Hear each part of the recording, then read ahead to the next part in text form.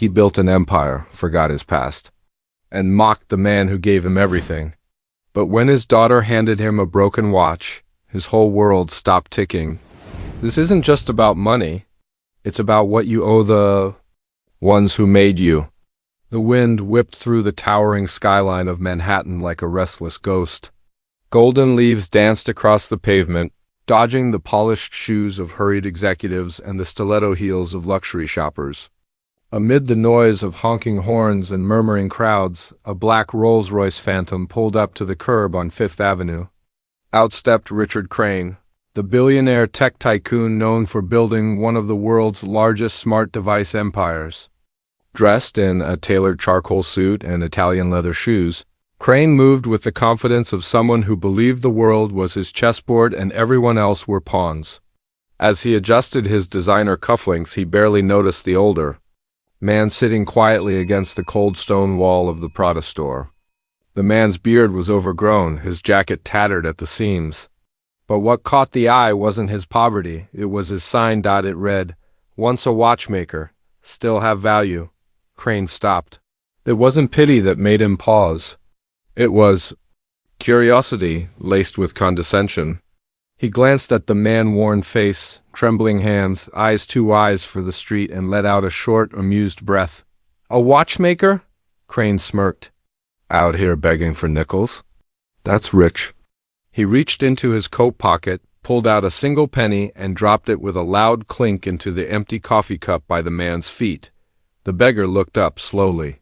His expression didn't beg for anything. It wasn't anger either. Just quiet clarity. "Even broken watches," he said in a voice soft but firm, "are right twice a day, sir." Crane blinked, caught off guard by the reply. But his assistant, standing behind him with a tablet full of appointments, whispered, "You're late for your lunch with the mayor, sir." Without another word, Richard Crane turned and walked away, the sound of his polished shoes tapping. Like arrogance against the concrete? He didn't notice the faint smirk forming on the old man's lips as he disappeared into the crowd. People walked past the beggar like he was invisible. Some glanced at his sign with momentary confusion. Why? Would a watchmaker be here? But no one stopped to ask. No one ever did, except one. Moments later, a young woman in a gray wool coat and headphones slowed to a stop. She glanced at the sign, then at the man. Something in his eyes made her pause. "You made watches?" she asked. The man looked up. "Long time ago. When time was built with patience and hands, not batteries and wires." She smiled softly. "That's beautiful." He nodded but said nothing more. She reached into her bag and pulled out a small paper bag from a local bakery. "You don't have to prove your value," she said, handing it to him. "But you reminded me of mine today." And just like that, she was gone. He opened the bag still. Warm, a buttered croissant and a napkin with 2 words scribbled in pen. "Still ticking." The old man chuckled to himself. He gently folded the napkin and tucked it into his coat pocket like it was a treasure. That one moment of kindness was more valuable than the penny from the billionaire. Meanwhile, Richard Crane sat in his corner, sweet at Lejardin, sipping mineral water and scrolling through news alerts about stock surges and IPOs. The face of the beggar briefly crossed his mind. There was something oddly familiar in those eyes, something that disturbed the still waters of his ego, but Crane, like always, brushed it off. "Just another relic of the past," he muttered. He didn't know then that the relic he just mocked wasn't just a beggar. He was the very man who once shaped the hands that would build Richard Crane's billion-dollar empire, and the time for payback. It was closer than he could ever imagine. That evening, New York glittered like a diamond necklace draped across the skyline. Inside the glass-wrapped penthouse of the Crane Tower, the city's elite gathered for what was being called the Gala of Givers, a high-profile charity dinner hosted by none other than Richard Crane himself. Crystal chandeliers sparkled. Waiters in tuxedos glided between marble floors. The air buzzed with deals disguised as small talk. Journalists from Forbes and Vanity Fair whispered in corners, waiting for the next quote-worthy soundbite. But the one person Richard truly wanted to impress wasn't a reporter, or a CEO, or a senator. It was his 24-year-old daughter, Isla Crane, educated at Stanford, sharp as glass, and unshakably compassionate. Isla was his only child and the only person who could hold up a mirror to his soul, no filters, no flattery. She arrived fashionably late, dressed in a soft emerald gown that contrasted beautifully with her caramel skin and dark curls. People watched her walk in not just because she was beautiful, but because she carried herself like she didn't owe anyone in the room an explanation. "Dad," she smiled, kissing his cheek. "You look like a man who made $1 billion and still doesn't sleep enough." Crane chuckled. "When you own time, you don't waste it sleeping," she rolled her eyes. "You don't own time, Dad. You just rent it until life hands you the bill." Before he could reply, she reached into her purse and pulled out a small object wrapped in a silk cloth. "I found this in a thrift shop near Columbia," she said, placing it in his palm. "Thought you'd get a kick out of it." Crane unwrapped it slowly. A vintage pocket watch, brushed silver with delicate gears, visible through the half-open back. He turned it over and stopped breathing. There, on the inside casing, was an engraving, time made with heart. His hands trembled, just slightly. The room faded to a blur. Elias Wren, not a name he had spoken in over 30 years, but a name that had built him. As a broke teenager in Brooklyn, Richard had stumbled into Elias' dusty little repair shop looking for a job. He found a mentor instead. The man had taken him in, taught him about craftsmanship, detail, integrity. Not just how to fix watches, but how to respect what made them tick. But Richard had left. No goodbye, no thanks. Just ambition. The first big investor wanted clean branding, and a mysterious old man in a back alley shop didn't fit the narrative. Isla noticed her father's sudden silence. "You okay?" she asked. He looked up, eyes distant. "Where did you say you got this?" "Some shop on 10th and Lex. The guy said it was probably worthless," she replied. "But the detailing's insane. I figured someone once loved it." "Someone did?" Crane said quietly. Across the room, laughter rang out, champagne poured, and camera shutters clicked, but Richard wasn't in that room anymore. He was 17 again, bent over a workbench while Elias Wren placed a watch in his hand and said, "Time is the only thing we can't make more of, Richard, so what you do with it, that's your legacy." Crane gently closed the watch and placed it back in the cloth. He looked at Isla with something she hadn't seen in him in years: vulnerability. "I think I just saw a ghost," he muttered. "Or a chance to remember who you were before the headlines," she replied softly.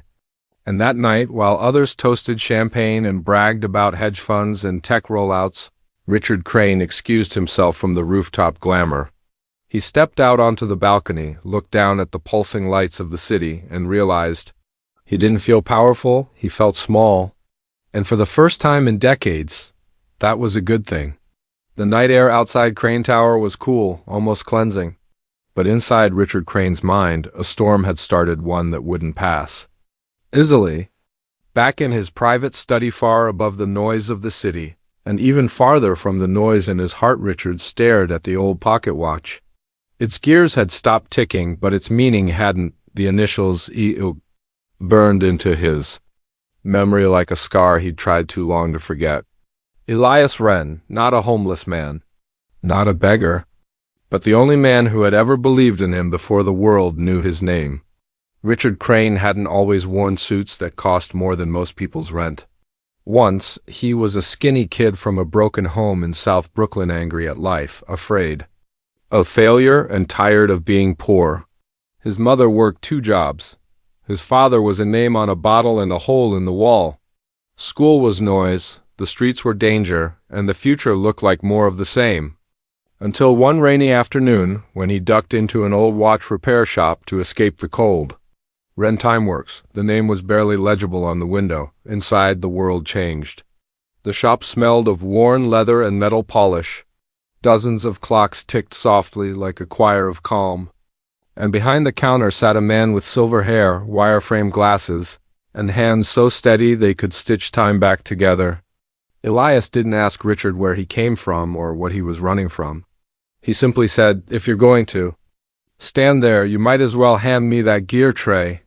And just like that, the apprenticeship began.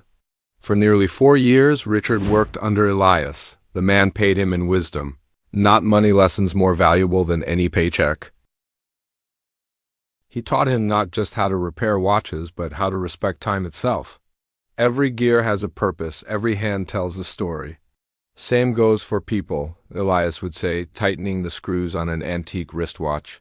Even the ones the world forgets. Crane absorbed everything: precision, discipline, humility. But the deeper gift Elias gave him was belief in himself. And when Richard started designing digital interfaces for smartwatches in his college dorm, Elias was the first to encourage him. He gave Richard access to tools, knowledge, and even lent him the down payment to prototype his first model. Number. Contractors, a promise. When you rise, Elias had said with a gentle nod, don't forget who helped you climb. But when the money came, and the investors circled like wolves, Richard changed. His marketing team told him Elias looked too old-fashioned. His mentor didn't fit the clean, futuristic branding. Dead weight from the past, they called him. So Richard cut the tie. No thank you, no explanation. He vanished, left the shop, stopped returning calls, and moved uptown. Years passed. Crane became a household name. His watches graced the wrists of celebrities and CEOs. He was on the cover of Time, ironically, and the face of innovation. But he never looked back, because if he did, he'd have to face the part of himself he left behind. And now, decades later, that same man Elias Wren was sitting on a sidewalk outside a designer store with nothing but a cardboard sign and his dignity. How did he end up there? Had the world chewed him up? Had Crane's success come at the cost of Elias' survival? Crane didn't know the answers, but he knew one thing. He had broken something. And this time, it wasn't a watch, it was a promise. He leaned back in his leather chair, eyes closed, jaw tight. When you rise, don't forget who helped you climb. He had climbed to the top of the world, yes. But if Elias was at the bottom now, that meant Crane hadn't just forgotten. He had failed. And no amount of money, fame, or rooftop galas could fix that. Only one thing could. He had to go back. The next morning, New York wore its usual armor steel, speed, and indifference. Taxi horns blared like battle cries, and commuters moved like they were running from something invisible. But for once, Richard Crane wasn't in the back seat of a chauffeured Rolls. He had left the suits behind. No assistants. No Rolex, no press. Just a wool coat, walking shoes, and something pounding in his chest that he hadn't felt in years. Guilt. Not the polished guilt of a PR apology. Real guilt. The kind that makes you wonder if you ever truly deserved your success. He walked alone down Fifth Avenue, past designer stores and tourists with lattes, eyes scanning every face on the street like he was searching for a ghost. Then he saw it. Same spot, same sign. Once a watchmaker, still have value. Elias. Wren sat with a warm coffee in hand, the steam curling into the cold air like memories. His coat was still torn, his eyes still tired, but something in his posture was dignified, as if the sidewalk wasn't a fall, but a choice. Crane approached slowly, heart hammering like a broken clock. Elias, he said, almost a whisper. It's me, Richard. The old man didn't look surprised. He raised his eyes with calm recognition, like he'd been expecting this moment all along. About time, Elias said, cracking a half-smile. Crane knelt down, lowering himself until they were eye to eye. The businessman in him wanted to offer money, a penthouse, medical care, anything to fix what he'd ignored. I should have never walked past you yesterday, he said. I didn't even see you, really see you. All these years, I never came back. I left you behind when I made it, and I can't forgive myself for that. Elias studied him, then took a sip of coffee. I didn't need your forgiveness, Richard. I needed your memory. Looks like it finally showed up. Crane's throat tightened. I owe you everything. You built the man I became, and I never even gave you credit. I've spent my whole life building things.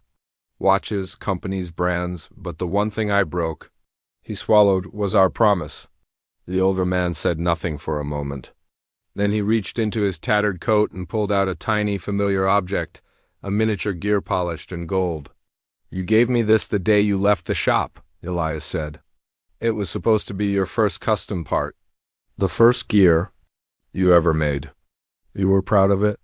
Crane looked at it and remembered the late nights at the workbench, Elias leaning over his shoulder, teaching him patience. Teaching him care? Teaching him how to build not just with hands but with heart. "I kept it," Elias continued. "Not because I thought you'd come back, but because I knew one day you'd remember who gave you your first tick." Crane blinked hard, holding back tears. Around them, the world kept moving fast and oblivious. But in that moment time slowed, maybe even stopped. He reached into his own pocket and pulled out the thrift store watch, the one Isla had found. He handed it to Elias with both hands. "You made this, didn't you?" Crane asked. Elias nodded. "One of my best, before I stopped making time for myself." Crane's voice cracked. "Come home with me, let me help you. I can give you a house, a workshop, anything. You deserve so much more than this." But Elias simply smiled. "I don't need a mansion, son. I need to know the man I believed in didn't disappear." Crane took a deep breath. "Then let me prove it. I want to build something with your name on it. For every kid out there who needs someone to believe in them like you believed in me."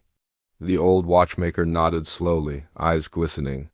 "Then go do it," he said. "Don't waste your second chance." Crane stood up, suddenly lighter than he'd felt in years. As he turned to leave, Elias called out one last time, "Hey, Richard." He turned back. "You still make decent gears," Elias smirked. Crane laughed, wiping his eyes. "Only because I had the best teacher." Later that day, Richard Crane didn't return to his office. He didn't sign deals. He didn't chase time. Instead, he started planning how to give it back. Not in minutes or hours, but in opportunity. For the forgotten. For the overlooked. For the next Richard Crane. Still waiting to be seen. 3 months later, the heart of Brooklyn pulsed with new life. Where there had once been an abandoned warehouse filled with dust, graffiti, and broken glass, now stood a building made of glass, brick, and purpose.